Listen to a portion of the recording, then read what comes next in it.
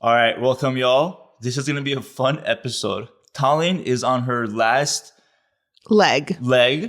She has. You explain. I have 6 weeks left until I give birth, and I'm very tired, swollen, and I have a lot to complain about at this very moment in my life. And I'm not going to because it sounds so ungrateful. So I'm just gonna not complain, and we're going to do this Q&A together, and it's gonna be fun. Yes. No, you're a beast right now. You're powering through. I was asleep right before he hit record. I swear I was on the couch snoozing. And we're recording this a couple of weeks ahead of time because obviously we're just preparing for the birth of my son. So when you're listening to this, Talene's gonna be on the precipice of birth. Of I can't imagine of crowning. How much you might be crowning. Sirak, I'm sorry. That was terrible. Oh my I will God. excuse myself. I will never say those words again. Cut that part out. I will never say the word crowning ever again. Okay. Do not cut that out. All right. Well, Doctor said you got PCOS. Now go on, girl, just lose some weight. Till I took the symptoms into my own hands and reverse them naturally. With that being said, I just want everyone to know that we just launched our protein powder. And I am so excited because the reviews are starting to roll in. And if you've tried it, please comment on this YouTube video and let us know what you think. Guys, it's been amazing though. Because, okay, here it is. Here's the shindig. This is the protein powder. This is exactly how it comes in this, packaging.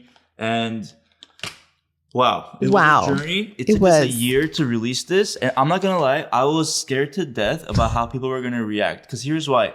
Because most people, let's be honest, majority of protein powders out there, they either have dairy, and even the plant-based ones, they all have artificial flavors. They have a bunch of artificial sweeteners or a ton of stevia, just things to make it taste like sugar and make it taste really good, right? Yeah. But all that comes with so many negatives that are not good for us, not just for PCOS women, of course, but for everybody. So when we made this all natural, no artificial flavors, no fillers, when we made this protein, I was kind of worried that people were going to be like, this tastes like kakata poop poop. And I wasn't that worried because once we tasted it, I was blown away, and I couldn't believe it tasted good for us. Yeah, because, but before we created it, we were like, "Oh my gosh, all this criteria! What's this supposed to taste like?" At the end of the day, people either will love a protein powder or they'll hate it because of the taste and the chalkiness and stuff. But texture. For this one, the amount of amazing feedback we've got. I mean, we knew it was going to be good because the quality and everything is amazing. But the flavor aspect, we're so happy that it hit. Here's a first one from Jenny. That's a Forrest Gump. Tanya has no idea about Forrest Gump, just so you guys know. She doesn't watch any Oscar movies. Anyways, Jenny says, just received my protein powder and pardon my language, but Holy Mary, Mother and Joseph. You guys really outdid yourselves. I just blended with a cup of frozen cauliflower rice, cup of unsweetened coconut milk, and 1 scoop of protein powder. Was worth the wait. I will be changing to auto ship so I don't run out. Well, Jenny, thank you so much. Yes. Oh my gosh, that's amazing. Next one. Read the next one. I just want to say that recipe is so unique. The cauliflower rice, it's low carb and high fiber. Yeah. In her smoothie, okay? It's like a vegetable that doesn't have a lot of flavor. The coconut milk is so good with the protein powder because the protein powder has vanilla and cinnamon in it. Mm-hmm. So it almost tastes like some kind of tropical drink, and good for you. That sounds so good. Yeah. Yeah. Taylor says... Taylor gang!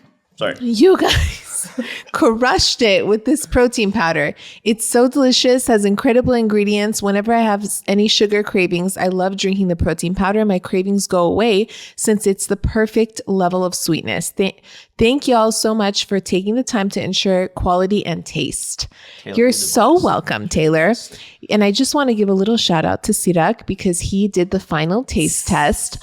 I was bedridden. It was my first trimester. I was super nauseous. There was no way I was traveling to the warehouse, let alone tasting protein. I also had to override Tallene on a couple of things. Obviously, things. Yeah, go for it. So I insisted that be no sweetener in the protein powder. Like no sugar. I was like, no sugar, no Reb M, like no, nothing. Because I was like, I want it to be super, super clean. And the flavor was just flat when it didn't have Reb M in it. And Reb M, it has such a delicious like sweetness that tastes so natural, no aftertaste, doesn't taste like that weird, aftertaste that a lot of artificial sweeteners have. It's not artificial, it's natural. Not exactly. So, and everyone keeps saying like, it tastes so good. It tastes like real, Yeah. So that Sirak, when he was at the warehouse, that was like, this is what we're doing. Yeah, and I was that like, and Tali. Okay. Tali wanted 2,000 milligrams of cinnamon, which is of course great. Oh, yeah. But the therapeutic dosages also start at much lower, like 1,000 milligrams and even less. So for us, when we did the 2,000 milligram, Tali was okay with it, but I was like, this tastes like a straight up cinnamon Because drink. when I order from Starbucks or anything, I put so much cinnamon in the drink. Yeah. I know it's just me, but I'm like, I'm a dietitian. I'm looking at it from that perspective. I'm like taking things too far where like people might not be ready to, start their journey at that point of like bitterness with no sweetener. Yeah. So anyways, I'm really glad I left it to Sirak and I just closed my eyes and went to sleep. And that is why the flavor is so freaking good. Yeah. Yes. Shout out to Boo. Let's go on to Kelly. She says, I got my protein yesterday and got to see it this morning. This is by far the best protein I've ever had. I am a diehard Arbin protein fan, but I will be switching to yours. I know it's new, but any plans to come out with chocolate? Yes. It'll be a while. That should be our next flavor. Later in this year, for sure. We just want to like stabilize our inventory with the protein powder and make sure we don't run out for the next, for the rest of the year. Because, we're, again, small companies, so we have to like get small quantities to build up. But with that said, absolutely, chocolate is on the way. And of course, if you have any flavor recommendations, comment it in the video, but comment it on the YouTube video. And someone in the sisterhood asked what it tasted like. And Solana, a fellow sister, replied, and she says, it's honestly so good, sweet like a cozy cinnamon vibe, kind of like drinking the milk left over from a bowl of cinnamon crunch cereal. Not fake sweet at all, just really smooth and comforting. Do you read that? Drinking the milk left over from a bowl of cinnamon. Such a good description. Cereal in your life, nothing describes the best ending to a cereal, which is at the very end, you've eaten all the cereal and you have that leftover milk and you just... Okay. We're doing too much now. We're doing too much. The mouth sound effects. By the way, when Tyan said Reb M, just want to explain what that is because it's a very new, not very new, but might be very new to you. A lot of times when you look on labels, you'll see stevia or Reb A. A lot of times they'll just say stevia Reb A. And then another version is stevia Reb M, which is what we have. Now, Reb A is the lower per quality of stevia, where they have to use a lot more to give it that sweetness. But that also results in gut damage, that bitterness taste. So if you've ever added stevia to your drink or anything, and you had that bitter, that like terrible taste, that's the Reb A. And they have to use a lot because it's not very inefficient in giving it that flavor. Whereas Reb M is created through a fermentation process, and it has a much more natural sugar taste. So you can use a lot less, and you get that natural sugar taste versus that bitterness you get from the poorer quality of stevia. So this has a natural fermented process of stevia, the plant sweetener, and where you can use a lot less and give it a real sugar taste. And that's how we're able to really make it so good with only 1 gram of sugar. So, all right. Anyways, let's go on to our Q&A. We're going to be answering some questions that we got from Instagram. Of course, if you ever have any questions for us, please send it to us on Instagram or even ask us on this YouTube video. We're always happy to help. So look at the first question. It's perfect. The first question is from F4T1M4. What a username, I love it. Is how can I control cravings? Funny you should ask. You want to tell us? Because the protein powder is literally called Crave Control Protein Powder. But the idea behind that is because it's breakfast. Yeah. So if you have really bad sugar cravings, start with breakfast, okay? There are a few ingredients that can be really pivotal in your sugar cravings for the rest of the day. And let me list a few of them.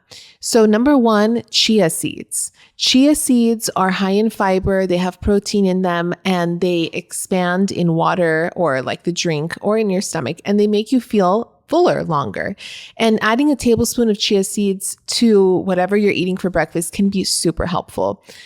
Now, the second thing for cravings is to eat 30 grams of protein. 30 grams of protein is what's going to hit it. You are not going to have cravings, fatigue, energy crash, all those things that happen. It's really important to have 30 grams of protein. Yeah. And then my third thing is to have inositol in the mornings, 2,000 milligram in the morning, 2,000 milligram at night.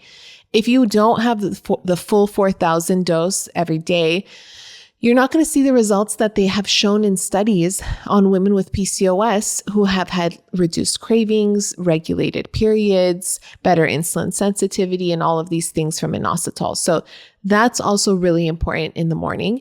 And also I'd recommend taking 200 mcgs of chromium to like pair it together and kick it up a notch, take your insulin sensitivity to the next level, make your cells more, communicate more with your insulin. Yes. So all of those things, by the way, are in the protein powder. Yep. The protein powder is made with chia protein powder, partly with pea protein and pumpkin protein to help reduce testosterone.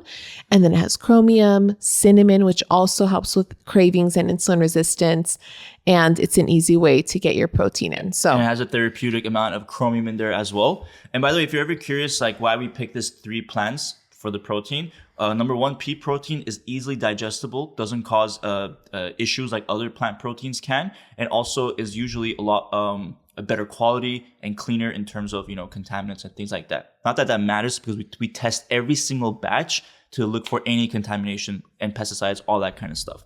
And then the pumpkin, like Tyne mentioned, the pumpkin protein helps with lowering testosterone levels as well as balancing other hormones. And then the chia seed, great amount of fiber, helps with insulin sensitivity and so much more. All right, next question.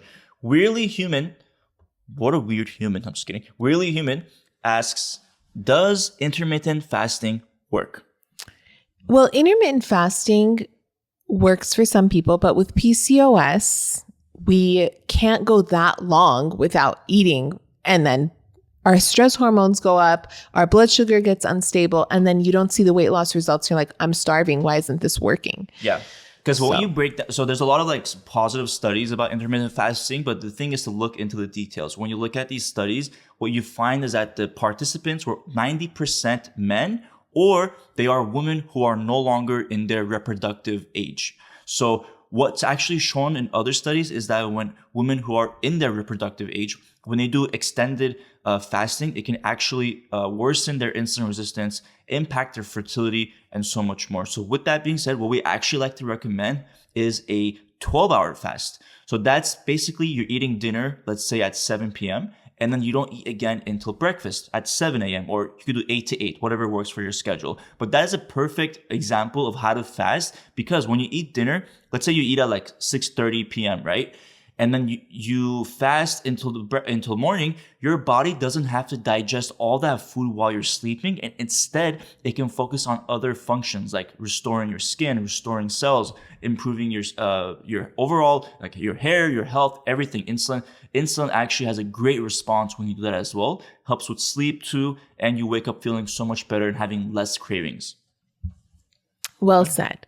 Next question is Stephanie Ariz. She says, thoughts on a weighted vest? Ooh, great question. I thought this was a cool question. Yeah, I mean, I love these kinds of questions. As a PCOS personal trainer, please always send me these kinds of questions about your workouts. So weighted vests, they're cool. They can help in very, very specific functional areas. Like for example, for runners who are trying to run faster, or for people who are just trying to have better agility, mobility, things like that. However, if your goal is to lose weight and just overall improve fitness, weighted vests are, like, in my opinion, they're not a necessary tool or thing you have to use, because your focus is really going to be about improving, or it's going to be about strength training. That is the key to PCOS weight loss. It is to do strength training, aka slow weighted workouts. So you're improving your lean muscle, which is then going to improve or reverse your insulin resistance. In fact, when you do a strength training workout, it shows in studies that you actually improve your insulin sensitivity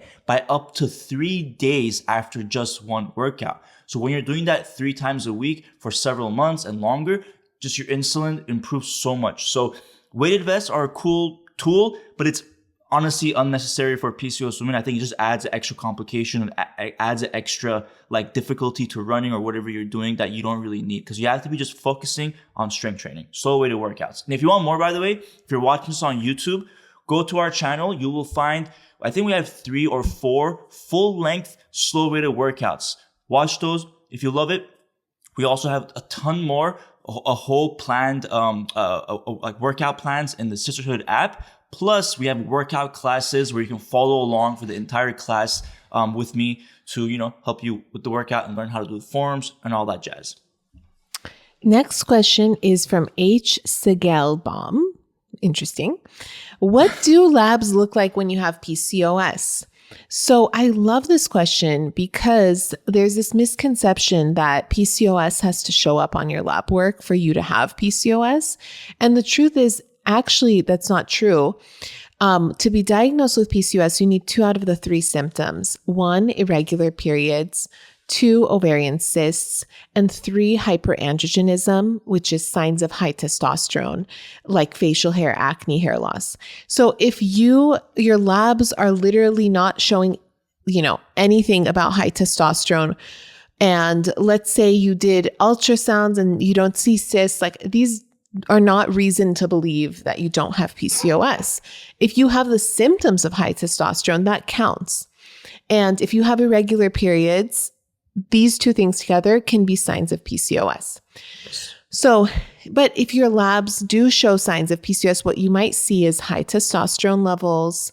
You may see insulin resistance, high fasting glucose, sometimes not, because fasting glucose is a late sign of insulin resistance.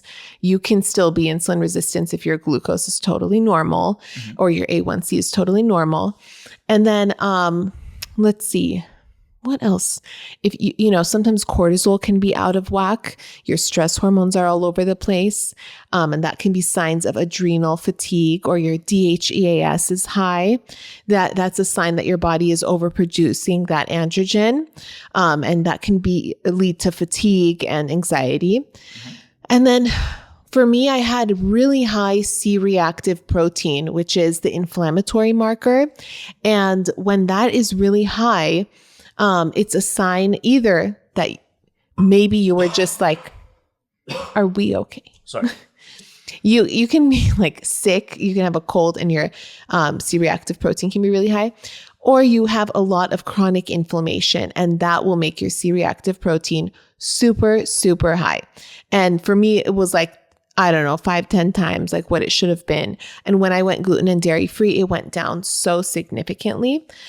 So those are some labs that you can have checked out that are signs of, the root cause of your PCOS. Yes, absolutely. Next question. Will my PCOS be reversed even if weight loss is slow? How much time does it take generally? Great question. So we just had a recent episode. It was last week or 2 weeks ago with Josie. And in it, she literally talked about her journey where she naturally lost 120 pounds over the course of 5 years. Now, 5 years may seem like a long time, but when you think about it, 120 pounds over 5 years, that's more than 25 pounds a year. So with that, you just want to think that's about 25 pounds a year. So losing 25 pounds in 1 year is not very little. It's a lot of weight, of course. And over the course of 5 years, may seem like a long time, but it's very sustainable, because when you do a sustainable approach, you can actually hold on to that weight loss versus it going backwards. So coming to this question, will my PCOS be reversed even if weight loss is slow?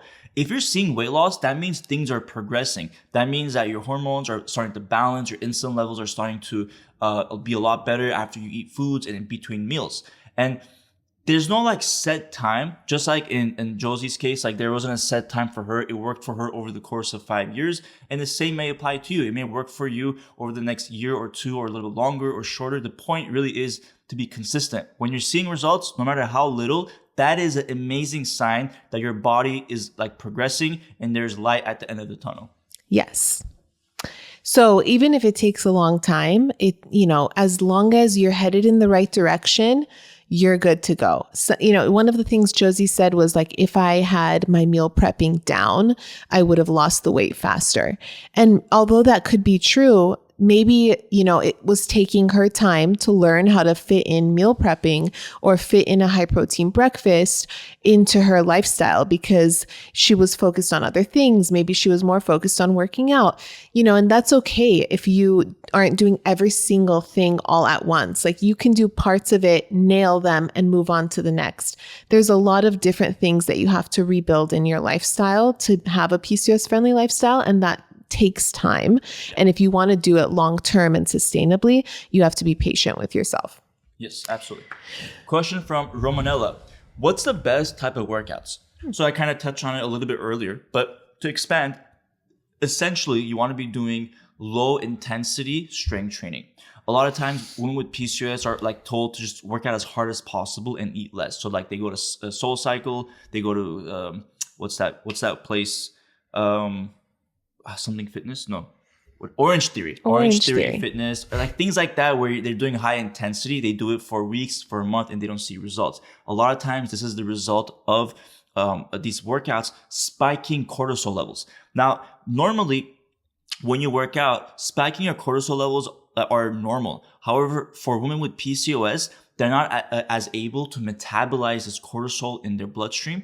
Therefore, it starts building up, and then they have high amounts of cortisol going into the evening. And then when they sleep, they don't get good sleep. They wake up fatigued, tired, and so much. Let us know if this is what you've experienced with your previous workouts, but this is the science behind why that happens. Now, with that said, what you want to focus on is strength training done at a low intensity. This is why we created slow weighted workouts. With these kinds of workouts, you're essentially doing, same things as strength training, but you're adding in 60-second rest periods. You're essentially making sure you're not going to pure exhaustion. There are set reps. There are set limits to like how to take each workout. And the point is to keep your heart rate controlled, to keep your breathing under control, because those are both signs of how your cortisol can spike. So with that said, focusing on slow weighted workouts or low intensity strength training workouts are going to be really good because the whole point of PCOS is to improve insulin sensitivity. And those are all done the best from strength training workouts. And again, if you want to check out those workouts, just go to our YouTube channel, try one out. We always see people loving them and doing more afterwards. So let us know how you like it. Yeah. It's amazing because it only takes like 35, 40 minutes max to do them. And in our app, we have a whole library of PCOS friendly weight training workouts. Yeah. You can even do like full length ones with Sirak. Not me because I'm pregnant. I didn't like join in on the recording. But you can do it with Sirak and it is so much fun and really simple. You could do it at home. Yeah, for sure. Okay. Let's see. Iwaria says, need motivation for weight loss. So did I skip a question? Oh, yeah. Okay, we'll get to that one. Okay. So need motivation for weight loss. So if you feel really unmotivated, I totally get it. If you just like look at our content on Instagram, you will see, we have a lot of videos that touch on this and a lot of people in the comments agreeing that it's, when you don't see results for so long, you tend to get used to your symptoms and just kind of just live with it and accept it as part of who you are. And it's really unmotivating because then every time you try something and it doesn't work, you just continue to accept that PCOS and the facial hair, the acne, the fatigue is just who you are. And the truth is that is not the case. Like you are not your PCOS. You can reverse it and be your pre-PCOS self again. Yeah. So one of the things that was like really motivating for me was being part of a community and being able to share my experience. And that's what we've done with our app, the Sisterhood. It's a positive PCOS friendly community. Once you join the app, you can have access to our community where you can share like what you're going through and someone will give you an actual tip. And I answer every single message as well. And you'll actually get direction on what to do. I remember going into other Facebook communities before years ago before we had the Sisterhood app. And they were so negative and just like this like black hole of like sadness where people would just like message about their symptoms and give like everyone would just give each other weird responses and like things that I don't fully agree with or I don't think would work. And I think having direction is important when you're unmotivated and you have a lot on your mind and you're sharing that in the community. So when you download our app and be part of the Sisterhood, you'll get specific advice, research backed, proven to work for women with PCOS that you can actually apply and then see a little bit of a result. And then that will motivate you. You know what? Like maybe this is work. Maybe I can thrive with PCOS. And that thought process, when you see that one positive result leads to the next and the next and the next. Yeah. I love that. Yeah. All right. Our next one is Iala, how to get regular periods. So in many cases, with irregular periods, I mean, we've been saying this, I feel like the entire episode, like saying the same words, but a lot of times irregular periods are caused by insulin resistance. You touch on this. Yeah. This is your words. Are you far from the mic, by the way, when you're talking? No, okay. I'm good. Okay. Yes. When you have irregular periods, it's typically because of insulin resistance. Because when you have high insulin levels, it triggers high testosterone in your ovaries, which causes your body to have trouble ovulating and it throws off your period. So it's really interesting how blood sugar has everything to do with how your period's going to go down. Are you going to have PMS? Is it going to be 4 days late? Is it not going to appear at all? It really has, it's like your period is your reflection of your blood sugar all month. It's like a report card. Mm-hmm. So with that being said, one of the simplest first steps with regulating your period is actually taking inositol, because this has been researched on women with PCOS it's the most researched supplement, specifically taking it at a 40-to-1 ratio of myo and D-chiroinositol, 4,000 milligrams a day. I was just talking to somebody who was taking it for 2,000 milligrams a day. And she's like, I haven't seen any results with inositol. And I'm like, girl, it's because you're not taking the right dosage. Oh yeah, she was taking half. Got to take 4,000. And I see it on Amazon. They sell it. They say it's a 30-day supply. It's 2,000 milligrams a day. But when you take 4,000 milligrams a day, it's only a 15-day supply when you buy those Amazon bottles. Mm-hmm. And that's why we have our inositol complete, 4,000 milligrams, 40-to-1 ratio, 30-day supply in this bottle. You could also get a 90-day supply because it takes about 90 days to fully like get your period regulated and get that going. Yeah, exactly. And just some criteria. If you're looking for any inositol, you want it to be 40-to-1 myo and D-chiro ratio, and also have it be 4,000 milligrams total for the entire day. So 2,000 in the morning, 2,000 in the evening. So just try to make sure it has that criteria. Ours is, of course, already built with that inside of it. So you can always check that out. Next question is, can PCOS lead to fatigue and dizziness? So yeah, there could be a couple things related to this. So of course, if your blood sugar is like going through a roller coaster, like even let's say in the mornings, right after your blood sugar rises and then drops, that can definitely lead to like you feeling tired, fatigued, even feeling dizzy when your blood sugar is low. When it drops so fast, you can feel dizzy as well. This can also be attributed to common nutrient deficiencies in PCOS women. There's actually studies showing that PCOS women can have common nutrient deficiencies due to how the body processes like food and inability to absorb some nutrients when you're eating food as well. So you want to be aware of that, and of course have a supplement like a multivitamin to make sure those deficiencies are filled in. But of course also make sure there's nothing related to thyroid as well, because thyroid, if you have any thyroid issues, that's also going to cause you to feel fatigued out throughout the day. Yes. Last but not least, Silo Renee says, what's your advice for dealing with doctors who continue to push medication? My advice is to first try to work with them and bring in research studies and show them like, hey, look at all this research on inositol. Like, can I take this instead of metformin? It says in the studies that it works just as effectively. Like, you can bring in the papers and say, hey, I did my research and I'm looking into this. Because sometimes doctors don't really know everything about PCOS, because a gyno has to know a lot of different things. Like maybe they haven't kept up with specifically PCOS. So maybe you can like present it to them and like share that like you're interested in this. Yeah. So they might be open to it. Otherwise, if they think, you know, you're insane and they like won't listen to you and stuff like that, you can go ahead and do what you want and just, you know, go gluten and dairy free, start lifting weights, eat a little bit low carb, like all of the tips that we've shared on this podcast or in our app. You know, all of these things you can start applying to your life. And then in like 6 months, when you go back to the doctor, he's going to be like, how's your blood sugar so great? What happened? Oh, I took inositol. I took berberine. I did this. And then your doctor might learn with you.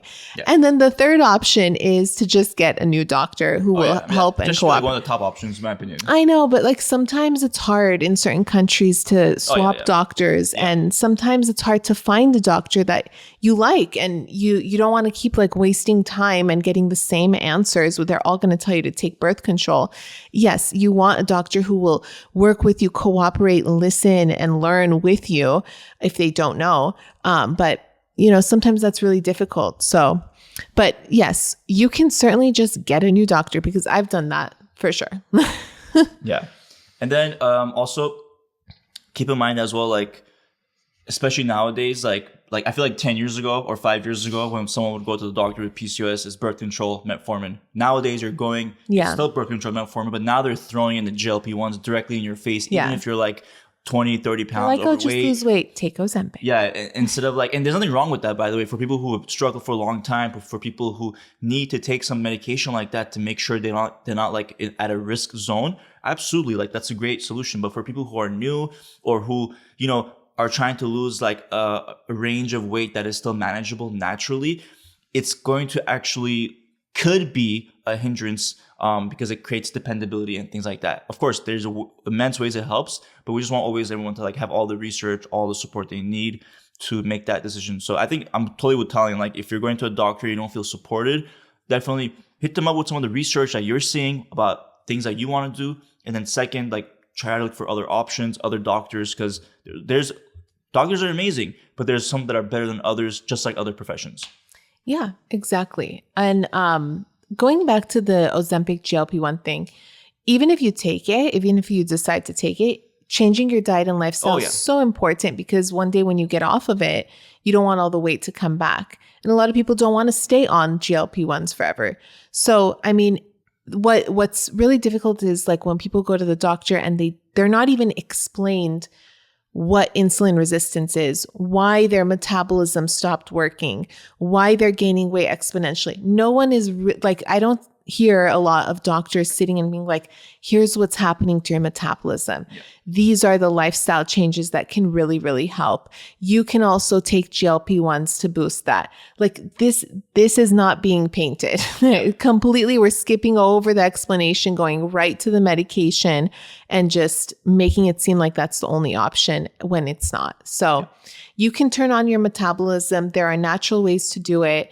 We love to provide all the resources for that, whether it's inositol, our app with the recipes and the workouts, or our protein powder, which has a GLP-1 boosting formula called Diglofit in it. All natural. So we love to help sisters lose weight and manage their symptoms. Yeah. All right. Well, that's all the questions we got. But if you have more questions for us, please comment on the video below on YouTube, and we'll definitely save them for our next Q&A. We'll be doing this a lot more often because I feel like the Q&As are they're like more fun to me because it's just like different topics coming at us. Rapid fire. Like we don't even read them before. We just say, I know. We want it to be like fresh and just like, maybe there'll be a surprise question. You never know. But anyway, with that being said, if you want to try any of the things that we talked about, you can look at the description of this episode, but also just head over to ovafit.org, and you can find everything we talked about on our website. And again, if you need any support from us, always feel free to DM us, message us, and we're always here to help you along your journey. Talk to you soon, sisters. Take care. Bye.